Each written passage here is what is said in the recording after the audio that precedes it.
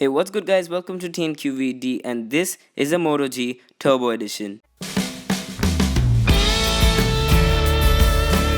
This is a successor to the already popular Moto G of 2015, but this brings some changes, some improvements, some new features. Overall, just a set of features that a lot of people wanted to see in the original Moto G of 2015. So this video is your one-stop shop for everything that you needed to know about the Moto G Turbo Edition. So of course, all of the extra features added means that the price of the Moto G Turbo will be a bit higher, but it still manages to keep the price at an astonishingly low of 14,500 rupees, about 220 US dollars. To keep the price so low, Motorola obviously had to make a few sacrifices from the higher end flagships. Interestingly enough, this phone has the exact same camera sensor from the Motorola Nexus 6 of last year, which does mean that the camera isn't exactly bad, but it's not the best that technology has to offer to you in 2015.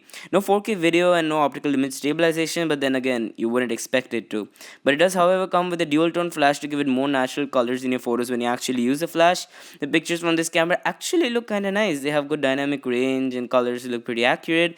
But what actually surprised me was the video. Beautiful 1080p and nicely stable. So overall in the camera department with this Moto G Turbo, Motorola, you've done a quite good job. Turning the phone around actually shows off my favorite part of the build of this phone, and that's the back cover. It's rubberized, so it's easy to use with one hand. You don't have the fear of about it sliding off your hand or anything, and also I can pretty much guarantee that you can get away without using a case or any skin for this phone.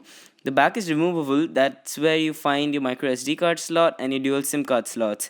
But since the back is removable, you can get it in a bunch of different colors for your Moto G Turbo Edition. Probably you like the default blue, or perhaps the green or purple, or maybe the grey one. If you clip in the back properly, this phone is also water and dust resistance with the uniform IP67 certification.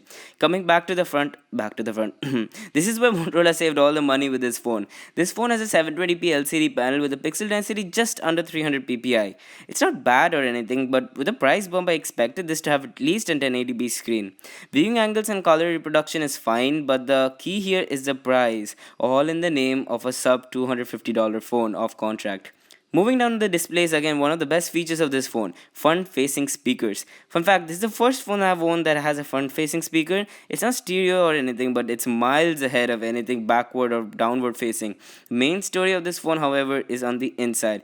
Inside, you'll find the octa-core Snapdragon 615 with the 2 GB of DDR3 memory and this Adreno 405 GPU.